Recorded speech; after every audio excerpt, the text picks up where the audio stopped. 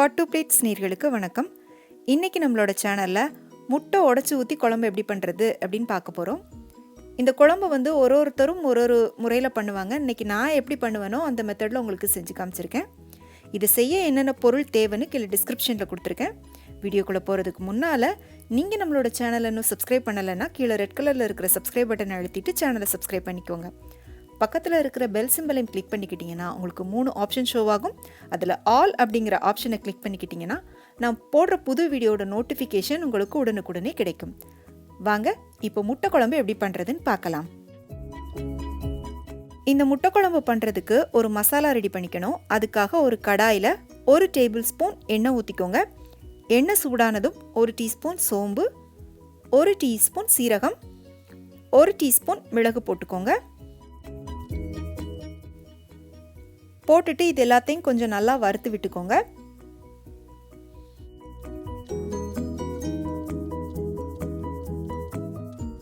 மிளகு சீரகம் எல்லாம் கொஞ்சம் நல்லா வறுபட்டதுக்கு அப்புறமா இதோட ஒரு பெரிய வெங்காயத்தை கட் பண்ணி போட்டுக்கோங்க. வெங்காயத்தை சும்மா ஒன்றும் பாதியமாக கட் பண்ணி போட்டுக்கோங்க. ஏன்னா நம்ம இதை வதக்கிட்டு திரும்ப அரைக்க போகிறோம். பெரிய வெங்காயத்தை விட சின்ன வெங்காயம் போட்டிங்கன்னா இன்னும் ரொம்ப நல்லாயிருக்கும். சின்ன வெங்காயம் போடுறதா இருந்தால் ஒரு 10 வெங்காயம் போட்டுக்கோங்க.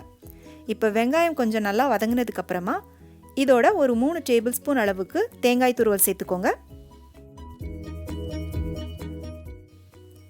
தேங்காய் துருவல் சேர்த்ததுக்கு அப்புறமா இதை ரொம்ப நேரம் வதக்க தேவையில்லை. ஒரு 1 நிமிஷம் மட்டும் வதக்குனீங்கன்னா போதும். இப்போ பாருங்கள், இது நல்லா வதங்கிருச்சு. இப்போ அடுப்பை ஆஃப் பண்ணிட்டு இதை நல்லா ஆற விட்டுக்கோங்க. இது நல்லா ஆறுனதுக்கு அப்புறமா ஒரு மிக்ஸி ஜாருக்கு மாற்றிட்டு கொஞ்சமாக தண்ணி சேர்த்து நல்லா ஃபைன் பேஸ்ட்டாக அரைச்சி எடுத்துக்கோங்க. பாருங்க, இப்போ அரைச்சாச்சு. இந்த மாதிரி நல்லா அரைச்சி எடுத்துட்டு தனியாக வச்சுக்கோங்க. இப்போ மசாலா ரெடி பண்ணியாச்சு. அடுத்து குழம்பு எப்படி பண்ணுறதுன்னு பார்க்கலாம். அதே கடாயில் ஒரு 2லேருந்து 3 டேபிள் ஸ்பூன் அளவுக்கு எண்ணெய் ஊற்றிக்கோங்க. எண்ணெய் நல்லா சூடானதுக்கப்புறமா ஒரு அரை டீஸ்பூன் அளவுக்கு சீரகம் போட்டுக்கோங்க. அதோடவே 3 ஏலக்காய், 3 கிராம்பு, ஒரு சின்ன துண்டு பட்டை போட்டுக்கோங்க. இப்போ இந்த மசாலா பொருட்கள்லாம் கொஞ்சம் எண்ணெயில் வறுபட்டதுக்கப்புறமா இதோட 2 பெரிய வெங்காயத்தை நல்லா பொடி பொடியாக கட் பண்ணி போட்டுக்கோங்க. அடுத்ததாக ஒரு 3 பச்சை மிளகாய் போட்டுக்கோங்க. இதோட கொஞ்சமாக கருவேப்பிலை போட்டுக்கோங்க. போட்டுட்டு நல்லா வதக்கி விட்டுக்கோங்க. வெங்காயம் ஒரு 3/4 பாகம் வதங்கி வந்ததும் இதோட 2 தக்காளி, பெரிய தக்காளியாக இருந்தால் 2 தக்காளி சேர்த்துக்கோங்க. கொஞ்சம் மீடியம் சைஸ் தக்காளியாக இருந்துச்சுன்னா 3 தக்காளி சேர்த்துக்கோங்க. சேர்த்துட்டு நல்லா வதக்கி விட்டுக்கோங்க.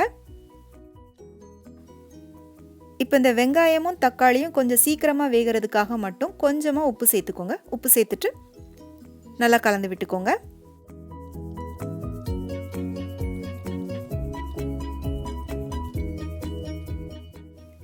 இப்போ தக்காளி ஓரளவு கொஞ்சம் வதங்கி வந்துருச்சு.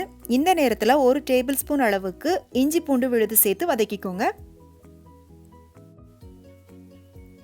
நம்ம சேர்த்த இஞ்சி பூண்டோட பச்சை வாசனைலாம் நல்லா போகிற அளவுக்கு வதக்கி விட்டுக்கோங்க.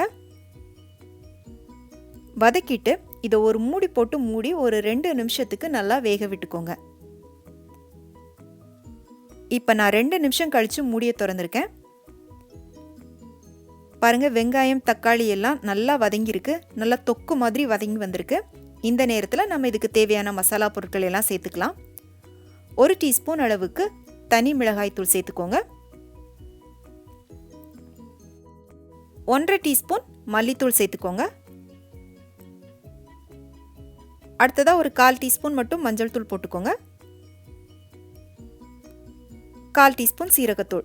ஏற்கனவே நம்ம மசாலா அரைக்கும் போது அதில் சீரகம் சேர்த்து அரைச்சிருக்கோம். அதனால் 1/4 டீஸ்பூன் மட்டும் போட்டுட்டு நல்லா வதக்கி விட்டுக்கோங்க. இந்த மசாலா பொருட்களோட பச்சை வாசனைலாம் போகிற அளவுக்கு வதக்கி விட்டுக்கோங்க.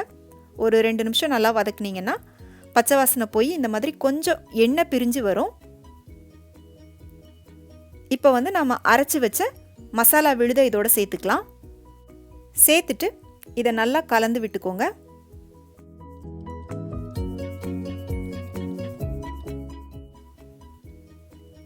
இப்போ நல்லா கலந்தாச்சு. இப்போ குழம்புக்கு தேவையான அளவுக்கு தண்ணி சேர்த்துக்கலாம். நான் மசாலா அரைச்ச மிக்ஸி ஜாரை கழுவிட்டு அந்த தண்ணியை சேர்த்துருக்கேன். தண்ணி வந்து நான் 2 கிளாஸ் அளவுக்கு ஊற்றிருக்கேன்.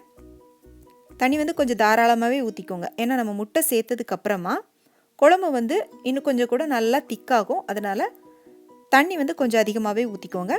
ஊற்றிட்டு நல்லா கலந்து விட்டுக்கோங்க. வெங்காயமும் தக்காளியும் வதங்குறதுக்காக மட்டும்தான் கொஞ்சமாக உப்பு சேர்த்தோம். அதனால் உப்பு செக் பண்ணி பார்த்துட்டு தேவையான அளவுக்கு கொஞ்சமாக போட்டுக்கோங்க. போட்டுட்டு இதை ஒரு தடவை நல்லா கலந்து விட்டுக்கோங்க. கலந்துட்டு இதை ஒரு மூடி போட்டு மூடி நல்லா கொதிக்க விட்டுக்கோங்க. இப்போ இந்த குழம்பு நல்லா கொதிச்சு வரணும். நல்லா கொதிச்சு வந்ததுக்கப்புறமா தான் முட்டையை உடச்சி ஊற்றணும். இப்போ பாருங்கள் நல்லா கொதிச்சிருச்சு. இப்போ கிட்டத்தட்ட இதே ரெசிபியை யூஸ் பண்ணிவிட்டு நீங்கள் நண்டு குழம்பும் பண்ணலாம். முட்டைக்கு பதிலாக நீங்கள் நண்டு போட்டுக்கலாம். அதுக்கான டீட்டெயில்டு வீடியோ நம்மளோட சேனலில் நான் ஏற்கனவே அப்லோட் பண்ணியிருக்கேன். அதுக்கான லிங்க்கும் நான் உங்களுக்கு கீழே டிஸ்கிரிப்ஷனில் கொடுக்குறேன். அதே மாதிரி எக் ஆம்லேட் குழம்புக்கான வீடியோவும் நம்மளோட சேனலில் நான் அப்லோட் பண்ணியிருக்கேன். அதுக்கான லிங்க்கும் நான் உங்களுக்கு கீழே டிஸ்கிரிப்ஷனில் கொடுக்குறேன். இப்போ குழம்பு நல்லா கொதிச்சதுக்கப்புறமா இதில் முட்டை உடச்சி ஊற்றிக்கோங்க. எப்போவுமே முட்டையை டைரெக்டாக குழம்புல உடச்சி ஊற்றாதீங்க. இந்த மாதிரி ஒரு சின்ன தட்டிலையோ அல்லது ஒரு பவுல்லையோ உடச்சி ஊற்றிட்டு அது நல்ல முட்டையாக இருக்கா இல்லை கெட்டுப்போன முட்டையானு ஒரு தடவை செக் பண்ணி பார்த்துட்டு அதுக்கப்புறமா குழம்புல சேர்த்துக்கோங்க. அதே மாதிரி முட்டை ஊற்றும்போது கொஞ்சம் கேப் விட்டு விட்டு ஊற்றிக்கோங்க. இன்றைக்கி வந்து நான் 7 முட்டை ஊற்றிருக்கேன். முட்டை ஊற்றிட்டு நீங்கள் வந்து உடனே கரண்டி போட்டு கிளறக்கூடாது. ஒரு மூடி போட்டு மூடிட்டு ஒரு 10 நிமிஷத்துக்கு அடுப்பை கொஞ்சம் நல்லா மீடியம் ஃப்ளேமில் வச்சுட்டு இதை வேக விட்டுக்கோங்க.